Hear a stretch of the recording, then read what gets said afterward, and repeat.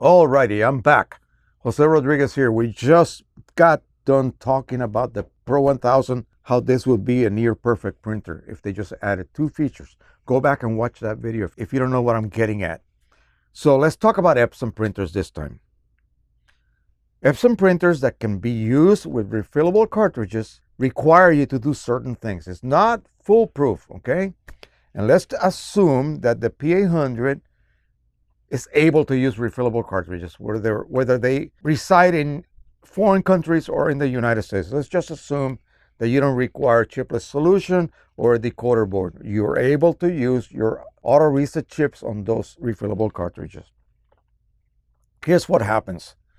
The original cartridges for P800s, for other earlier Epsons that use the same size and actually exact design cartridge, they have an internal bag and they hold 90 milliliters of ink. The chip that they contain, we're talking about OEM cartridges now, the chip that they contain is calibrated for 80. So you will use all your ink until it reaches 80, and that's it. It's declared empty. You remove it, and most people will toss it in the trash and replace it with a brand new one. Well, you just threw out at least 10 ml of ink. Yes, at $1.50 each. Okay, so that's why we refill, and I harvest as much ink as I can from other cartridges that are compatible with the Epson printers that I currently use. I'm not really using third-party inks on practically none of my Epson printers at this moment. So how would you go about refilling these cartridges and do it the best way so that you never get any mishaps? What are these mishaps? Well, listen to this scenario. A cartridge for the P800 or the 3880, they're physically the same exact body. They don't have an ink bag. They just have an internal chamber, and they have a priming chamber that requires about 5, 6, 7 ml of ink to fill it. And that generates a siphon type effect, which then terminates in your exit port of the printer. The problem is this: they have internal baffles and they take up space. You only have so much space to work with, whereas an OEM cartridge has nothing inside except that bag. So it's able to utilize the maximum amount of internal space, and that allows it to load 90 ml. You get a cushion of ink. You will never, ever run out of ink physically, even when your chip says you're empty. Even if the chip is off a few ml here and there, it will never run out of ink. Those refillable cartridges, yes, you can. The chips are still calibrated for 80 ml, but you only have about 70 working milliliters of ink in your cartridge, even when topped off to the very tippy top. So what you need to do, again, this is assuming that all of these cartridges reset automatically when they go empty. You remove them to disrupt the power connection to the chip. When you refill it at that point, of course, you pop it back in, and the reintroduction of power resets the levels back to full. Your full level has to reflect the actual condition of the cartridge. If you reset it to full, you better top it off. It better be topped off.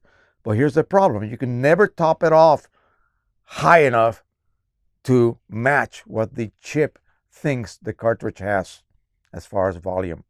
So the chip thinks you have 80, but you really only have about 70, 72, something like that. And then that ink in the priming chamber that you can never get rid of, it has to always be kept full. So you cannot go that empty, okay? Make sure you remember that. Do not go that empty.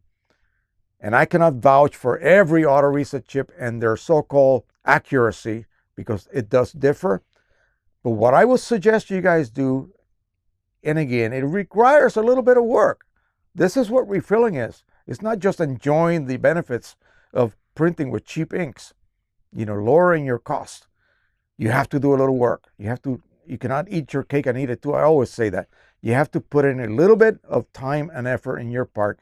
And what that means is that keep those cartridges topped off. I don't care if they're only 3/4 of the way down as far as the chip is reporting.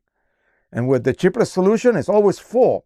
So you never know unless you physically look at your cartridges. So even with chips that report ink levels, don't wait until it's like low. You might be close to losing your prime. And when that happens, ink cannot make it up that hill.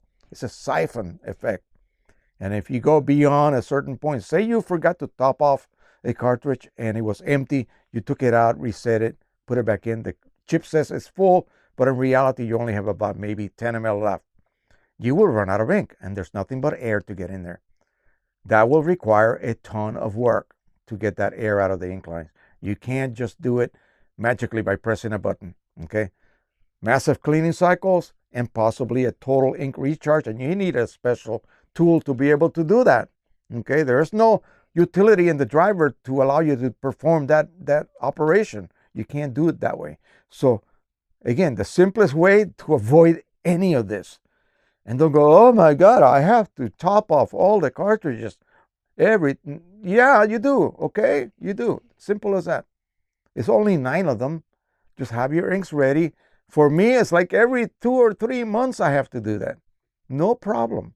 Gosh, if I can't do that, I really need to give up printing, So refill all your cartridges, top them off as soon as they reach like half point. You can see through those cartridges, they're translucent. If you need to remove one, just look at it. You'll know it needs topping off. The P600, which is the new brother or sister of the R3000, you can fill them while they are in place. Oh my God. That's even easier, isn't it? You don't have to remove them. You only remove them when they need to be reset, okay? So that is it. Keep your cartridges topped off, okay? They will always have ink, even when the chip says, hey, I'm empty. You have no fear. You don't have to worry about ever getting air in your system. Believe me, take this home to the bank. You do not want air in a printer that uses stationary cartridges, period. This one will forgive you because of those internal compartments. They're vented. The air never gets to the printhead. Not so with Epsons. Any air you get in those lines will reach the printhead, period. So that's it. Thank you. Thank you so much again. I will have more videos. They'll be published sort of regularly during the week, next week. I'll have one possibly tomorrow morning. Thank you so much. Don't forget to subscribe. As always, share and like. Happy printing, everybody. Bye-bye.